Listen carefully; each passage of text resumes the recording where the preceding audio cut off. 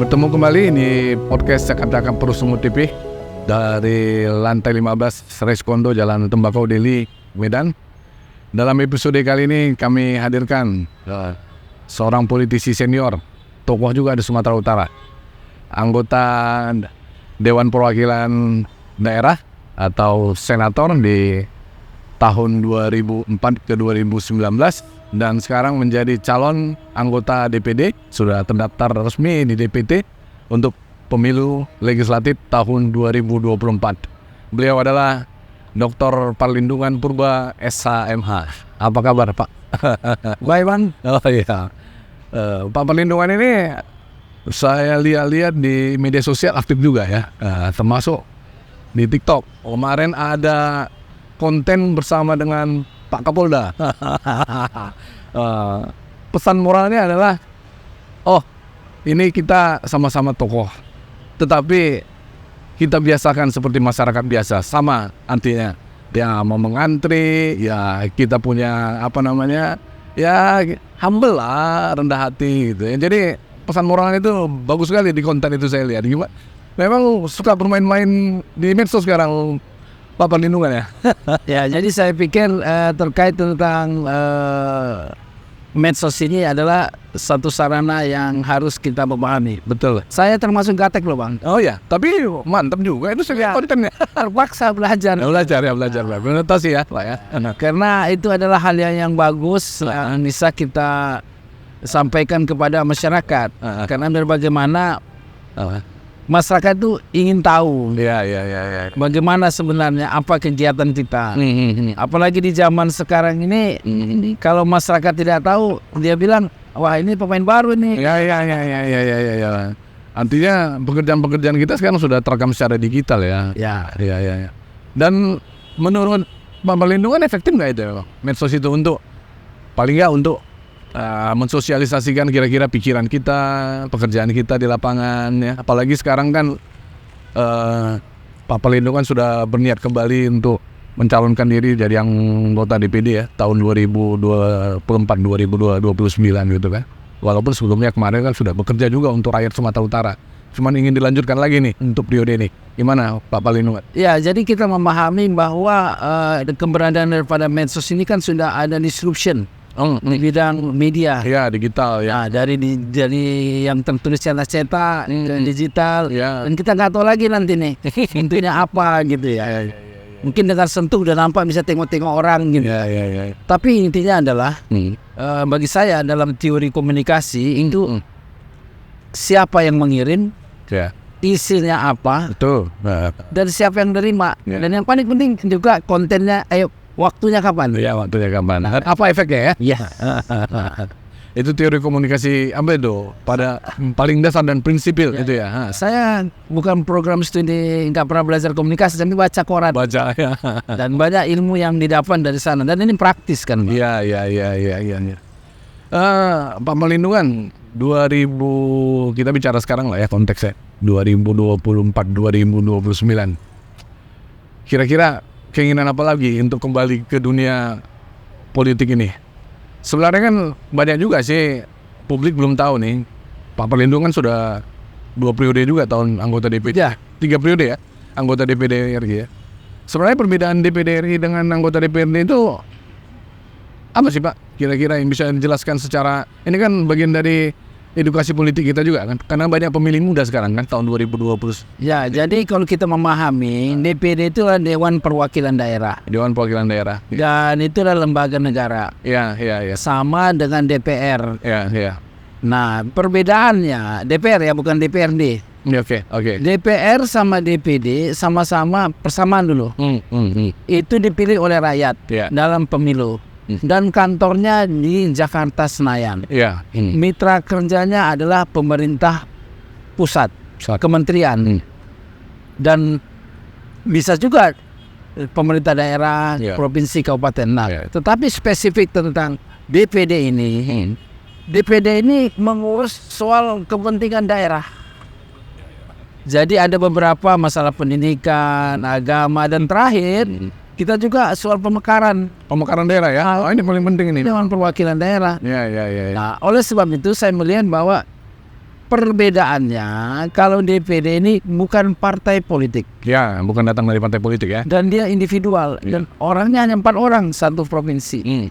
Sedangkan kalau DPR itu mewakili partai politik dan ada dapilnya. Ya, Contoh Sumatera Utara, dapil 1 10 orang, dapil 2 10 orang dan dapil 3. Dapil-dapil ini kan dibagi per kabupaten kota. Ya, ya. Kalau ini tidak, ini sama sekali adalah Seluruh Sumatera Utara ya. Sumatera Utara. Seluruh provinsi lah ya. Ya.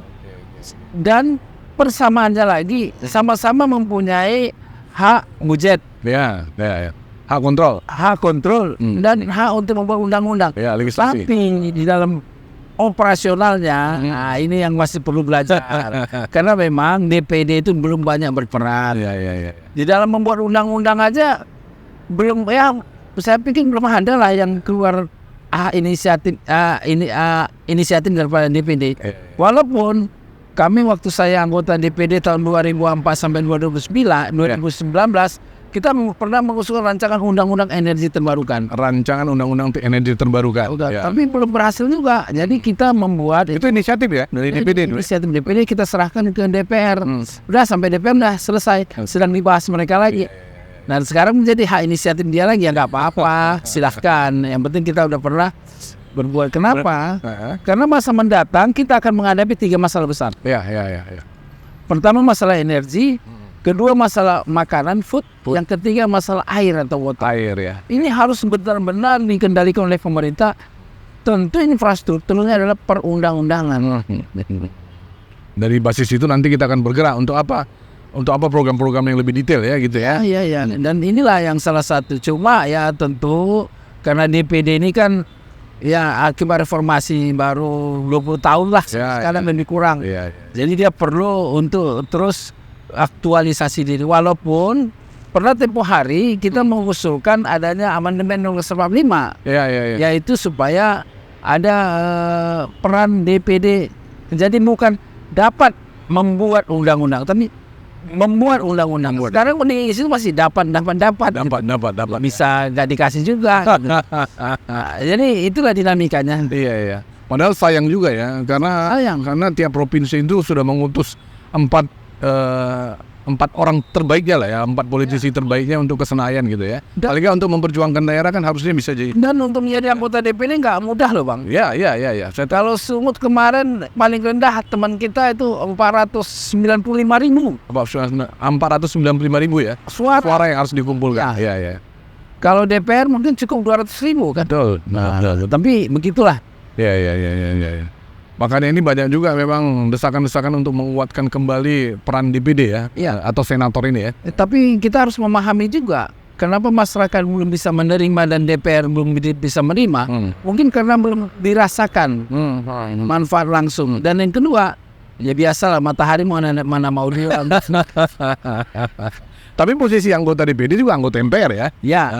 Dan satu yang menonjol di DPD ini adalah kreativitas pribadi. Oh iya. Nah, jadi kalau karena nggak ada tuntutan partai ya. tidak ada partai, dan yang kedua, ya kalau kita mau tidur aja gitu. Nggak ada, rakyat juga nggak tahu kita di mana. Nggak ada nggak ada pertanggungjawaban publik. Tetapi saya melihat teman-teman saya yang DPD sekarang ini sudah membuat ada pertanggungjawaban publik lah. Nah, ini yang bagus. Yang saya lihat sih ya, walaupun dulu kan perkembangan media digital kan belum terlalu maju lah ya. Tapi artinya tahun 2004 sampai 2019 saya lihat memang banyak juga memang aktivitas yang dilakukan Pak Perlindungan dulu. Agak rajin dan rutin dan selalu melakukan banyak pekerjaan-pekerjaan untuk rakyat lah ya. Ya pergi kemana-mana. Kira-kira memang waktu Pak Perlindungan di anggota DPD tahun 2004-2019 itu konsennya di DPD itu di bidang apa waktu itu ya? Nah, jadi kalau kita di DPD waktu periode pertama itu namanya bukan komite, bukan komisi. Masih panitia ad hoc namanya. Oh, panitia ad hoc namanya. Oh, dibagi-bagi dia. Nah, jadi komisi itu selevel sama panitia ad hoc. Iya. Jadi mula-mula panitia ad hoc. Oh. Baru lama-lama jadi komite. Jadi kalau di DPD komite yang ada, nggak ada komisi. Nggak ada komisi, komite ya? Yang ada komisi di DPR. Iya. Komisi juga banyak sana ya. Jadi DPD itu saya ingat kali waktu saya baru masuk itu ada saya sebenarnya gampang kok. Ya. Sekarang nih Bang, kita ketik Google Misalnya cari nama si A dikaitkan dengan pendidikan nampak semua. nampak. Dan saya terkejut ya. Ya, termasuk nama Pak Perlindungan ya, kalau ditaruh di Google udah Ya, rekam jejak yang masa-masa lalu ketika melakukan aktivitas sebagai anggota DPD muncul semua itu kayaknya. saya ingat, saya buka di Google.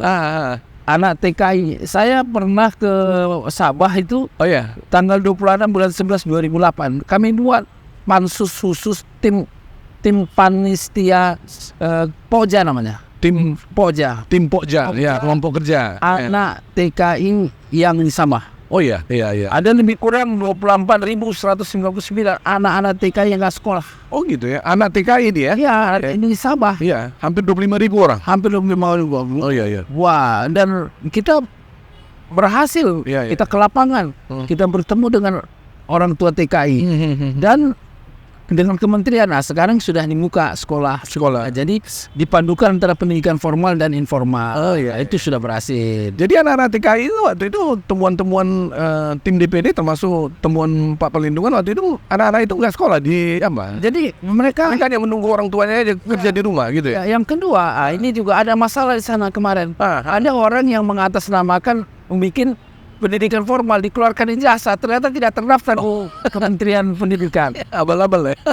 Mungkin maksudnya baik ya. Iya. Tapi kan ditarik duit masalah. Oh iya, komersil ya. Nah, jadi ya syukurlah sekarang kita melihat hasilnya sudah ada. Iya. Sehingga pada saat itu dari kementerian mendatangkan guru ngajar ke sana. Oh gitu ya, guru dari Indonesia datang ngajar ke sana. Jadi sekolah itu terdaftar di Indonesia. Oh, sebagai sekolah perwakilan luar negeri. Ada komitmen dengan pemerintah Malaysia. Oh, iya. Kita jumpa dengan kementerian itu. Dan kita di-backup oleh Kementerian Pendidikan Indonesia. Oke.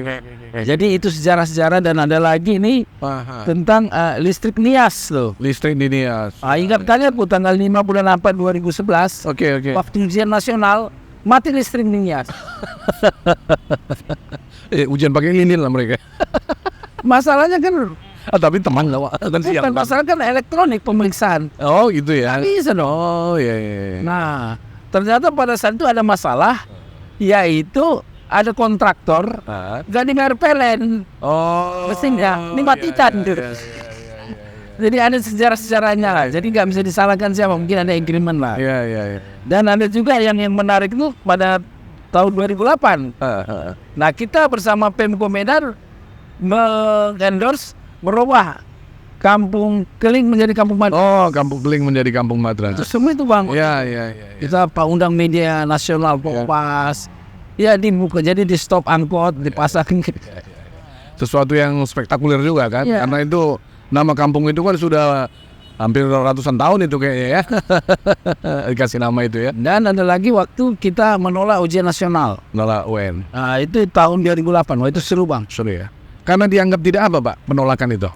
Apa motivasi waktu itu menolak? Karena sandiwara nasional, ujian nasional. Saya berani, saya bilang ini ujian nasional. Jadi bukan UN lagi namanya, USN ya. Ujian Sandiwara Nasional. Memang ujian sandiwara nasional. Syukurlah kita dicabut. Oh iya. Saya ribut tuh Bang. Oh iya ya.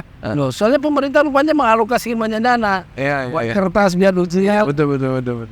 Wah, kita ribut, bahkan kita kumpul sekali kemarin itu dengan teman-teman guru, mahasiswa di lapangan Merdeka. Teken semua. Oh, bikin petisi ya? Oh, kompetisi. Petisi lah. Itu hampir 1.000 orang neken. Udah ditulis, saya bawa ke Senayan. Paripurna saya buka itu. Oh iya. Wah, jadi direkomendasikan. Jadi DPD merekomendasikan pada saat itu jangan ada ujian nasional. Di hadapan Pak Menteri waktu itu. Waktu Pak Perlindungan buka waktu sidang. Paripurna. Waktu sidang paripurna. Enggak. Oh, Tapi bukan. apa-apa kan. Waktu sidang paripurna. Waktu Itu bukan kan sidang diserahkan nanti mendatangkan. kepada nanti baru sudah itu rapat dengan menteri-menteri. Rapat. Wah, kalau itu sedap Bang dulu. Oh iya. Karena pada saat itu seluruh kepala daerah kan ingin lulus 100%. Nah, jadi waktu kita dapat ke daerah-daerah, waktu ada bupati wali kota, setuju kata guru. Setiap begitu pula bupati wali kota, Pak sebenarnya kami tidak setuju itu. Alasan mereka nggak setuju apa? Kenapa? Kalau ujian nasional kan ada uangnya. Ya pula ya. Kalau lulus 100% kan uangnya besar. Masalahnya bukan itu, main nyontek. Oh iya. Wah, dulu ada namanya air mata guru ingat? Iya. Saya ikut sama mereka. Komunitas air mata guru saya masih ingat. Iya. Kita ikut. Wah, jadi bukan soal kita mau jadi ngetop, tapi syukur terima kepada media. Dan syukurlah dengan adanya media digital nih. bisa kita search. Iya, bisa tracking lagi ya kemarin pekerjaan-pekerjaan lama ya. Iya, yang apa? sempat lupa ya Bapak ya. Misalnya lagi yang kenangan indah itu waktu saya memulangkan nelayan yang terapung sampai ke Malaysia. Nah, iya. Mungkin kurang ikan di Indonesia, mereka sampai Malaysia udah Nyebrang. tangkap. Ya. Nah, kita diskusi ya, bahkan saya pada saat itu saya menyampaikan kepada Ibu Ratu Hemas. Iya. Dia kan wakil pimpinan, dia adakan pertemuan lah. Udah bisa dihemat. Itu nelayan dari Sumatera Utara, Tanjung Balai waktu itu. Iya, Tanjung Balai. Pokoknya dari mulai Pantela sudah ditahan di Malaysia. Iya, dari Panggalan Susu. Pokoknya pantai-pantai itulah sampai Tanjung Balai, Pantai Labu, macam-macam. Jadi mereka begitu sampai di sana baru melapor. Iya. Tangkap.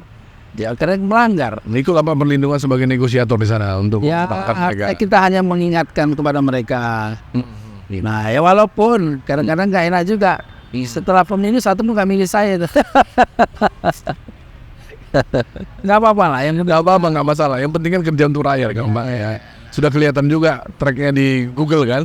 Kalau di Google sudah kelihatan ya berarti Bapak kerja kan gitu. Ya, tapi susahnya gini Bang, sesudah saya pensiun DPD, 2 tahun yang lalu kan gitu, kamu udah pensiun, itu baru-baru COVID loh. Iya. Ada lebih kurang 10 orang dari Pantai Labu ditahan di Malaysia. Udah sampai di sana menganu aku. Mana bisa aku tolong, aku bilang. Kenapa? Pertama, aku nggak pejabat negara lagi. Iya betul. Mana ada kekuatanku? Iya. Nomor 2, itu kan antar negara Bang. Iya, bilateral itu ya. Ya, agak berat itu. Kalau misalnya di BNJ masih bisa ngomong Pak Wali Kota gitu kan. Iya. Ya begitulah akhirnya entah bagaimana yang Maha Kuasa menunjukkan jalan. Ternyata kawan-kawan masih ada. Saya telepon yang di Malaysia imigrasinya. Ada apa Pak Parlen gitu. Terus kemudian Kementerian Kelautan juga membantu. Di sini pun membantu bupatinya. Jadi jalan pulang. Iya. Itu 2 tahun yang lalu itu. Iya. 10 orang itu. Ya walaupun tidak ada udah nggak ada lagi akses ke kekuasaan, tapi paling nggak personal approach itu masih kuat lah ya. Masih relasi masih ada. Relasi masih ada ya. Kawan-kawan. Ya sekarang kalau ada tangkapnya cari nelayan. Jadi kalau sekarang Bang, orang mati lampu cari saya.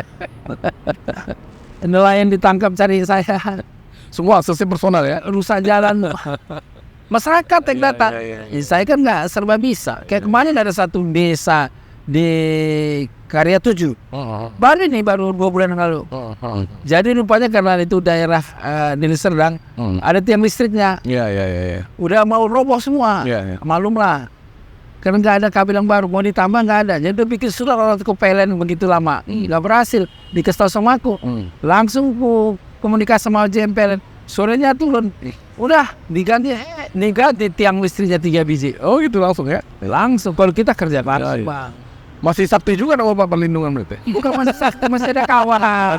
Masih ada kawan. Dan mereka tahu, Bang, saya kan bukan untuk pribadi, Bang. Iya. Nah, emang kepentingan untuk rakyat juga. Ya masyarakat yang memang. Dan saya tidak pernah menyusahkan pejabat itu, Bang. Iya. Benar. Saya pernah maaf. Saya nggak pernah minta sesuatu. Misalnya harus dan kalaupun dia paling saya mau diajak makan aja, lain nggak mau. Kalau makan oke, tapi kalau namanya maaf ya dikasih apa saya nggak mau. Iya. Kadang-kadang memang idealisme itu harus dijaga juga ya supaya komunikasi kita ke depan juga enak, bagus ya gitu ya. Nah, sekarang kalau namanya PLN, ya maaf, namanya Parlen mereka suka. Iya. Nggak ada orang kan. Nggak ada pretensi lah Pak. Saya ditanya, oke Pak. Iya. Mau kemana misalnya? Ini kepuasan lah Pak. Oh iya. Kalau dilihat dari sekarang kan hampir 65% sekarang pemilih muda ya. Pak Parlen ya kan. Pasti bergeser lah proporsi jumlah pemilih waktu ketika Pak Parlen 2004 ke 2019 kira-kira apa resep untuk untuk pemilih-pemilih muda milenial ini yang ya mereka kan umumnya kan tahunya kan caleg DPR, DPRD provinsi, DPRD kota gitu ya. Untuk caleg DPD ya belum familiar lah sama mereka. Kadang-kadang kan di pemilihan umum ini apalagi pemilu kita tahun 2024 ini kan yang agak susahnya secara teknis kan karena bersamaan. Ada pilpres di situ, ada pemilu legislatif di situ, kemudian ada pemilihan DPD juga di situ. Resepnya Pak Perlindungan gimana nih supaya tidak terlupakan gitu? Jadi begini. Ini ada DPD nih yang harus Anda pilih gitu. Gitu. Saya pun masih berpikir. Message-nya seperti itu. Sampai sekarang masih berpikir. Oh iya ya. Karena aku rasa yang milenial itu hampir 30-40% loh. Iya, iya, iya, iya. Mereka nggak kenal. Nah mungkin ya makanya saya coba pakai TikTok lah, Ya, TikTok ya. pakai Instagram. Medsos ya. Dan satu lagi ya, orang muda-muda ini, saya pikir cara berpikir mereka juga cepat kok. Dia sebelum menilai seseorang pasti dia periksa itu. Iya, iya, iya, iya, iya. Saya pikir itu udah membantu. Sangat membantu ya, sangat membantu. Sehingga Iya, iya. kalau dia wah ini begini cepet. Iya, iya, iya, iya. Nah itu kan mereka sangat peduli kepada media sosial. Media sosial ya. Yang kedua mereka kan pikirnya nggak mau ribet-ribet, yang praktis saja. Iya, iya, iya, iya. Nah yang ketiga mereka perlu kejujuran. Nah ini yang saya coba terus. Dan yang keempat, dalam arti mereka akan mengapresiasi orang yang mengerjakan sesuai kerjanya dan serius kerja. Serius kerjanya ya. Oke. Kira-kira ada bayangan Pak Perlindungan untuk para pemilih muda ini? Kira-kira apa yang mau dikasih? Artinya kan kebutuhan ini kan sekarang bergeser nih Pak. Dulu kan tahun 2004-2019 mungkin Pak Perlindungan banyak fokus ngurusin kesehatan, pendidikan, ya kan, infrastruktur. Tapi ini sekarang kan zaman berubah nih. Sudah ada ceruk baru yang perlu harus diperhatikan. Salah satunya adalah kebutuhan para Gen Z ini, milenial ini, yang sebenarnya adalah ceruk pemilih terbesar Bapak nanti. Ya. Yang mereka adalah orang-orang yang sangat adaptif terhadap digitalisasi segala. Saya pikir yang penting mereka itu harus diberikan harapan konkret. Konkret ya. Salah satu soal lapangan kerja. Nah, program dari Pak Perlindungan untuk mereka untuk mengkonkretkan ini tahun 2000. Nah, salah satu kita harus menambah wawasan bagaimana lapangan pekerjaan di bisnis digital yang akan datang. Iya. Itu. Iya. Itu. Nah, makanya saya sering membuat seminar-seminar. Saya ikut ke perguruan tinggi swasta. Apa sih yang bakalan terjadi dengan digital nih? Nah, itu satu. Dan kedua, apakah dampak digital akan mengurai lapangan kerja? Bisa iya. Kalau untuk yang blue collar, untuk pekerja kasar. Tapi kalau yang white collar kan kembang tinggi yang ini terkas. Tapi jangan silap loh. Sekarang ini sedang berkembang animasi misalnya, gaming lah, algoritma. Itu maka kita dorong. Nah, saya mendorong supaya itu dikembangkan. Dan yang kedua adalah UMKM. Anak muda sekarang kan yang penting cuma dapat duit. Nah, ini saya juga Startup harus didorong cepat ya. Startup ya. Kita dorong. Walaupun banyak startup ini yang masih tersiap-siap sebenarnya. Nah, jadi yang penting kepada mereka kita harus ikhlas saja menerangkan. Dan juga mengenai bahasanya. Jadi kita terpaksa brosis lah. Bang, beradaptasi ya. berarti saya memang suka panggil bang. Panggilan sehari-hari juga beradaptasi dengan mereka ya. Jadi mereka merasa dekat gitu. Apa nih bang? Kalau dilihat-lihat orang Bapak ini kan ada dua sekarang jadi politisi. Pak Dr. Tuahman Prancis Purba, sekarang ketua fraksi Partai Nasdem. Pak Perlindungan udah lebih dulu terjun di dunia politik dibanding Pak Tuahman kan. Emang keluarga politisi orang abang deh, kira-kira? Bukan kira-kira sih, memang dari bapak, dari kakek atau gimana? Sejarahnya. Maknanya bukan Story-nya. politisi ya. Bukan politisi, tapi orang yang melayani publik. Oh gitu ya? Saya nggak merasa jadi politisi partai ya. Tapi politisi praktis di dalam melayani publik, yes. Karena kadang-kadang kalau kita pikir bang, berat loh kerja jadi anggota dewan tuh. Rakyat akan datang dari mulai bangun pagi sampai mau tidur udah semua kasusnya. Dan rakyat nggak mau tahu kita komisi A, komisi B, pokoknya masalahnya. Mereka nggak mau tahu itu Pak. Nggak mau tahu. Yang penting anggota DPD, senator. DPD, senator. Selesai. Ya, makanya kita kadang-kadang harus banyak kawan bang. Iya. Untuk mengatasi masalah itu kita harus banyak kawan. Masalah ini di mana? Kita harus bedah kasus dulu. Apa siapa bedah? Oh ini kasus kemari. Dilengkapi data supaya jangan kita dibilang tidak membantu gitu. Tidak membantu. Yang kedua, kadang-kadang saya kalau dulu ya, kalau ada kasus saya nggak mau ribut langsung ke media, pelajari dulu. Oh gitu ya. Dan solutif, apa jalan keluar? Oke, kan tadi masalah listrik, saya bawa langsung PLN. Seperti kemarin saya di Laut Cih, nggak ada air, PDAM. Saya datang, saya bawa PDAM. Nah terus sama dengan dokter tua kemarin kami Perumnas Simalingkar. Saya bawa. Dia kan lebih enak kan, dia pejabat. Ya, Pak Hajar. ya. Saya kan masih dekat aja sama dia. Ya. Ada hubungan ini emosi ya. Nah, jadi ya lebih berat ke Pertemanan. kami ini. Ya. Kalau yang pejabat-pejabat sekarang kan by law kan dia udah punya kekuasaan. Dia otomatis kenal. Jadi kalau yang pejabat sekarang Bang, yang anggota dewan sekarang, Ya. dia dikenal orang lain. Kalau kayak kami yang pensiun ini mau maju harus mengenal siapa. Terbalik pula ya. Terbalik. Mereka dikenal orang, kita harus mengenal orang. Iya. Itu dia. Iya.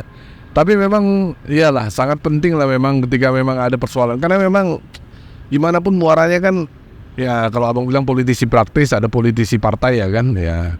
Kalau semua sudah jadi pejabat publik ya, semua aduan dan keluhan masyarakat itu kan mau nggak mau kita tampung ya bang. Jadi aksesnya juga memang harus kita bangun, kita kuatkan, dan semua bidang kayaknya harus kita kuasai ya. Bang, ya. Saya tidak mau membantu masyarakat terlibat masalah hukum. Saya tidak mau. Iya. Saya baca ini masalah hukum ini kan Berat. bukan pendekatan normatif. Kalau salah ya hukum lah. Ya, contohnya kira-kira ada orang, contoh lain ya, ada kira-kira yang mengadu Pak, keluarga saya kena narkoba gitu. Enggak, pantang ya Pak ya. Pak, keluarga saya kena narkoba gini-gini. Ya udahlah deh, berdua lah kau. Larang gitu. Itu pantang, nggak bisa tawar-tawar itu Pak ya. Pidana ya, misalnya Ya, benar. mengadakan pencurian ditangkap polisi, Ya. tolong dikeluarkan. Macam mana? Nah, ya, saya kalau Itu sering itu Pak terjadi di masyarakat, karena mereka kan rata-rata taunya ya politisi itu ya membantu di segala bidang apapun kan. saya paling begini, kalau ada, oke, saya jumpai Kapolresnya, Ya. coba bicara, udah itu aja. Saya menjembatani, saya nggak mau masuk, Iya. karena itu masalah hukum kan. Iya. Tapi kalau masalah lain, masalah banjir, wah itu saya mau. Ya. Banjir sini ya saya panggil. Saya tahu di Kementerian PU itu siapa yang menangani. Dan nomor handphonenya ada. Makanya di handphone saya ini dulu Bang, semua nomor telepon pejabat ada di sini. Kadis-kadis lengkap semua ya. Lengkap. Ya. Jadi kalau ada dari kecamatan mana tinggal telepon ya. Kadis lapor, ada apa Bang? Ini ada masalah gini, misalnya oke, nanti kami kirimkan gitu. Itu kan waktu menjabat Pak. Waktu sekarang waktu nggak menjabat lagi masih mau kan, baik kan. Karena saya kan tetap membina. Hubungan itu kan tetap baik. Jadi pertemanan ya. Ya, artinya saya berteman baik dengan gubernur. Otomatis dengan kepala dinasnya. Saya berteman baik dengan para bupati dan kepala dinasnya. Iya. Dan wali kota Pak Bobi. Jadi saya tetap membina komunikasi, karena kunci seorang politisi itu komunikasi. Dia bukan persoalan dia kenal siapa, tapi bagaimana supaya dia dikenal. Nah itu dia baru top. Iya. Supaya dia dikenal ya. Dia kan jadi orang ini. Ya salaman, nama siapa, hobi, alamat di mana. Artinya pejabat mengenal kita karena kita juga suka membantu orang di bawah gitu ya. Pak Pelindungan, kan banyak juga harapan-harapan sama anggota DPD ini. Salah satunya adalah bagaimana misalnya membantu ini dalam skop yang lebih luas lah ya. Bagaimana misalnya membantu menjemput anggaran untuk provinsi gitu kan. Banyak harapan-harapan juga masuk ke DPD ini. Kalau sejauh yang Bapak lihat dalam pengalaman 3 periode jadi anggota DPD, apa kesulitannya gitu Pak? Menjembatani misalnya ya dinas kementerian, salah satu kementerian, taruh dong proyek kalian di Sumatera Utara gitu. Jadi gini Bang, kita harus memahami perbedaan antara DPR sama DPD. Oh, iya. DPR mempunyai hak mujet langsung. DPD dapat ya, kata dapat itu underline. dapat itu. Ya. Jadi kalau misalnya menteri sedang membahas APBN, yang duluan DPR memang ada dalam rapat DPD diundang, tapi hanya penjelasan. Tapi waktu kami DPD dulu, kita membawa pertemuan. Sebelum dibicarakan ke DPR, kita undang Menteri Keuangan, kita undang seluruh anggota DPD yang terkait. Nah, makanya anggota DPD nggak boleh absen karena hanya 4. Iya, betul. Kalau absen 1 ketahuan langsung ya. Kawan, ini nggak mikirkan daerah. Iya. Nah, jadi kita negosiasi di awal, bukan negosiasi. Pak, tolong. Makanya kunci DPD ini adalah dia harus dekat dengan bupati dan gubernur. Itu kata kunci. Itu kata kunci ya. Bupati dan gubernur. Ya, kenapa? Karena ini kan yang mempunyai anggaran. Betul, aspirasinya Yang mau diminta ke pusat, bukan minta proyek kan? Iya. Apa kira-kira pembangunan yang harus dibantu pusat? Makanya dia harus berkawan. Ya betul. Nah ini yang saya lakukan dulu. Makanya biasa kalau mau rapat dengan menteri, Ya. saya SMS para kepala daerah. Pak, ini saya ada mau rapat gini. Ya, ayo. Nah, tapi makanya kalau reses saya datangi kabupaten kota itu. Iya. Nah, cuma kadang-kadang Sebenarnya kan harusnya kan apa Pak? Harusnya kan mereka yang lebih butuh orang Bapak sebenarnya kan dibanding Bapak yang harus berkomunikasi intens dengan mereka. enggak juga sama-sama, Bang. Oh ya. Kan artinya begini. Artinya kan gini, Bupati ini ada nih APBD dia untuk tahun ini gitu ya kan.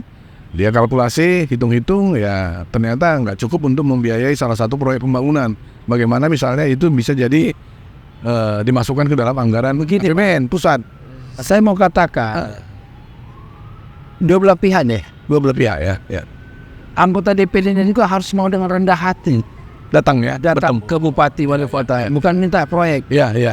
Sehingga kan harus kita paham, bupati itu kan banyak kali orang dihadapinya, DPRD-nya, DPR-nya, apapun yang DPD ini. Jangan-jangan DPD itu apa? Dia perwakilan dangdut ya. Jangan silau bang, banyak nggak tahu DPD kepala daerah. Jadi saya selalu mengatakan jangan normatin deh. Ya. Abang kita tanyalah para bupati sekarang itu. Salah-salah bilang nama DPD loh, DPD-RD, MPRD gitu. Membilangkan DPD RI aja belum familiar. Jadi makanya apa boleh buat anggota DPD sekarang harus lebih kreatif, memperkenalkan diri, harus lebih rendah hati, jangan mengandalkan kekuasaan walaupun suaranya besar. Ya. Saya sering bang itu dengan daerah-daerah, apa masalah Pak, ini, ayo kita bawa ke Jakarta. Kita mau jadi sifatnya ini begitu. Kalau misalnya ada, tapi harus jauh hari ya. Iya. Jangan besok mau disahkan APBN, jangan. Ayo apa masalah jembatan, listrik. Betul. Dan satu lagi begini, mainkannya. Kita turun ke bawah. Turun ke bawah ya. Kita bikin di media, langsung dicatat menteri itu. Memang kalau misalnya 4 anggota DPD nih nggak punya agenda rutin bertemu dengan bupati sama wali kota, Ada gubernur, pasti ada lah ya. Kan dibagi komite itu nanti. Oh, jadi dibagi per komite. Iya. Tapi kalau misalnya untuk yang anggota DPD yang langsung datang dari provinsi itu, misalnya Sumatera Utara gitu, ada 4 ya. Semua kan rata-rata kan 4. Oh, jadi begini, kan ada reses. 4 ini duduk sama. Buat laporan bersama sesuai dengan bidangnya masing-masing. Ada agenda pertemuan nggak dengan bupati wali kota itu? Ada. Ada masing-masing ada. Masing-masing ada ya. Dan hasilnya itu dibawa, karena kan kepentingannya beda-beda nih. Oh iya. Ada satu bidang infrastruktur, ada bidang kesehatan, Ya. keuangan. Di komite-komite itulah nanti dibagi ya. Itulah ketemu dengan bupatinya. Kalau kayak sekarang yang anggota DPD yang Wampa ini bagus ini kulihat. Oh iya. Yang bagus. Mereka menjemput bola. Ya. Tapi perlu juga kayak Pak Perlindungan Perjuangan itu ada satu komite baru ya yang berhubungan dengan Gen Z dan milenial ini nanti kan. Mungkin belum terakomodir ya mungkin di yang lama ya mungkin ya. Karena kan ini kan perkembangan peradaban digital dan generasi kan udah lompat nih. Lompatannya. Saya pikir komitenya tetap 4. Cuma faktor Gen Z itu masuk di masing-masing gitu. Mungkin masuk ke kelompok-kelompok ya. Dikuatkan di situ deh. Ya, dikuatkan di situ karena misalnya transportasi publik lah. Iya.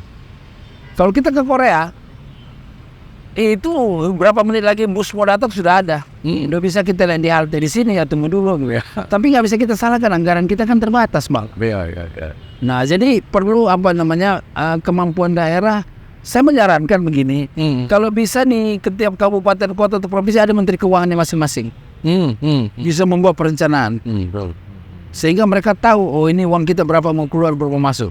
Nah, yang kedua, saya dulu mengatakan supaya mengenai swasembada beras misalnya. Kan sekarang kalau impor, daerah kan nggak boleh impor, nggak boleh nolak. Seharusnya daerah bisa nolak. Untuk apa nolak disimpan kok ada beras gitu? Iya. Nah, yang begitu kan? Ya, kelebihan. Jadi ada kemampuan daerah untuk melihat apa kondisi masyarakat di tempat itu. Ya. Jangan disamakan. Selama ini yang terjadi ya mereka masih nurun-nurun aja gitu ya. Karena ada tekanan ya dari pusat ya. Ini kan susah. Jadi impor di sini misalnya sudah lebih. Gak bisa kalau dari impor sana masuk mesti dibagi juga. Iya. Lewat bulog ya. Nah, jadi masalah pertanian, masalah jalan, masalah listrik. Kira-kira 2024-2029 apa yang tren ini? Kalau misalnya terpilih lah Abang. rakyat memberikan kepercayaan kembali kepada Pak Perlindungan Purba sebagai anggota DPD tahun 2004-2009. Kira-kira focal point-nya apa nih? Jadi begini, Yang mau untuk Sumatera Utara yang harus ada dan harus dilakukan. saya kan di level nasional itu Pak Rujak. Ya, level nasional lah. Saya kan mengatakan kepada pemerintah pusat sebelum mengeluarkan undang-undang, oke, dia tanya DPR DPD. Tapi turunan undang-undang itu ada baiknya dia harus tanya pemerintah daerah dan menanya dunia usaha. Jangan yang susah bang. Peraturan pemerintah atau peraturan menteri dia mau sendiri, nggak ada yang kontrol. Kalau undang-undang kan dia minta pendapat DPR. Tapi itu kan masih general. Nah itu jadi saya minta di dalam membuat peraturan pelaksanaan di bawah undang-undang harus melibatkan daerah. Daerah ya. Ditanya. Jangan daerah jangan jadi objek terus ya. Terus yang kedua, saya pikir harus tanya milenial nih. Ya. Paham nggak dia? Mau nggak dia tentang undang-undang ini? Karena suatu saat jangan terlalu banyak kali undang-undang juga kan. Terlalu banyak undang-undang kita Pak. Pasalnya ini belum nggak tahu segini pula. Dan undang-undang itu bang ada namanya naskah akademik dulu. Iya enak. Buatnya itu Ada enak ya. biayanya berapa? Oh iya. Sudah tuh hearing lagi. Iya. Sudah tuh rapat lagi. Akhirnya buat undang-undang jadi proyek besar juga ya. Makanya jangan mesti diselesaikan dengan undang-undang. Ya. Saya pikir diselesaikan dengan peraturan yang lebih rendah. Moto abang saya baca sahabat semua orang. Kira-kira implementasinya gimana ini? Ya saya mendudukan diri saya sahabat semua orang. Sahabat semua orang ya? Gini, saya mengagumi seorang tokoh Ya. almarhum Ya, siapa? Samsul Arifin. Oh iya, beliau terkenal dengan sahabat semua orang. Saya ikut dia, saya berkali-kali, bahkan saya sedih sekali dengan meninggalnya beliau. Iya. Seminggu sebelum beliau meninggal, dia kan ulang tahun. Ya. Saya bikin di acara saya, dia bikin di TikTok selama ulang tahun Datuk. Dan seminggu sebelumnya saya berkunjung ke rumahnya. Oh iya ya, seminggu Saya kasih baby. Oh, Bibi. Ya. Ya. Ikut saya. Istrinya, "Wah, ya. kemana? Ayo kita lihat rumah Datuk Samsul. Kayak tergerak gitu loh. Oh iya. Kayak semacam firasat juga jangan. Iya, udah ada apa gitu ya. Hubungan Pak Perlindungan dengan Datuk Samsul cukup dekat. Dekat sekali lah. Dekat sekali ya. Bukannya sama saya, Datuk Samsul semua orang dekat lah. Tapi khusus untuk pribadi. Saya. Khusus pribadi. Purba, dia panggil Purba. Oh, Purba. Saya terakhir yang duduk sama dia waktu acara calon DPR dan DPD diundang ke Poldasu. Iya. Saya sebelah dulu kan gitu, lama ngobrol, ketawa aja terus. Datuk memang tukang ketawa. Saya sangat kehilangan lah. Iya. Makanya saya lapor, Datuk siap, izin aku pakai teku sahabat semua orang. Cocok itu, main kan, ya, makanya aku pakai itu. Jadi aku udah lapor sama pemilik. Pemilih. Hak patennya sudah Saya pemilih hak patennya sudah izin ya. Saya mengatakan kita pantas menilai dia. Iya. Coba lihat waktu dia meninggal, Oh ya, luar biasa memang. jam 1 malam orang masih di rumahnya di STM itu. Iya. Dia bukan pejabat loh, Pak. Iya. Karismatik sekali beliau memang. Ya. Kalau maaf dia masih menduduki gubernur mungkin datang langsung. Ini Bang, Iya. udah jadi tokoh informal dengan gaya. Jadi Banyak mengenang Inilah saya. ya. Selain dua Pak Perlindungan di dua banyak ribuan orang lagi ya. Luar biasa memang beliau. Oke, terakhir Pak Perlindungan, apa kira-kira mau disampaikan untuk Sumatera Utara kita nih? Apa sih yang mau kita bikin nih? ya jadi Dengan 4 orang bisa nggak membangun Sumatera Utara lebih baik? kolaborasi besar. Kolaborasi ya. Kata kuncinya kolaborasi. Kolaborasi bersama-sama membangun Sumatera Utara yang lebih baik. Karena apa? Sumatera Utara yang luar biasa Bang. Darat, udara, laut cantik semua. Cantik semua ya. Gunungnya ada, danaunya ada, Ya. orangnya gesit. Ya betul. Sudah itu semua tarian ada. Pokoknya Semua potensi ada di sini ya. luar biasa. Tinggal diberdayakan aja ya Pak. Iya. Dan itu saya melihat pemerintah sekarang ini ya, seluruh kabupaten kota dan gubernur PLT sekarang PJ ya. PJ. Ini udah mulai nampak ya. Pak Hasanuddin ya. Saya mau katakan, ini satu kelebihannya ya. Ini apresiasi nih. Oke. Pejabat kita ini udah humble semua. Ya. Gubernur kita ini humble. Ambil ya. Kapoldanya Kapolda. kayak gitu. Polda apa lagi? Pangdamnya, Pangdamnya juga ya. wali kotanya Bobby. Coba siapa nggak humble? sudah itu yang yang saya kenal hampir semua wali kota bupati lah, Ya. seperti RHS di Simalungun, Ya. si Amir Hamdah ini apa? Ini DJ. DJ. Sudah itu Ibu Dr. Susi Ya. di Siantar. Semua kabupaten kota di Tapsel misalnya si Bang Doli, mention semua lah. Jadi saya melihat ya, kalau mau maju Sumatera Utara ini pejabatnya harus humble. Kata kuncinya deh. Karena humble itulah nanti akan dasarnya untuk berkolaborasi ya. Coba Bersinergi. sama kayak ketua DPRD-nya itu, Ya. Bas kami, humble kali. Ketua DPRD Medan misalnya, Ya. humble kali si Sim. Hasim. Ya. Jadi nampaknya oke lah.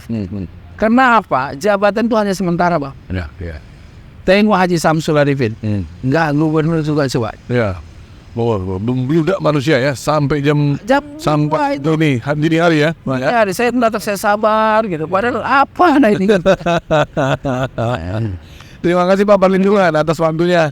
Mudah-mudahan sukses dan mendapat kembali kepercayaan dari masyarakat. Amin. Sukses di tahun 2024. Amin. Terima kasih Bang ya. Ya, selamat Pak. Oke, terima kasih.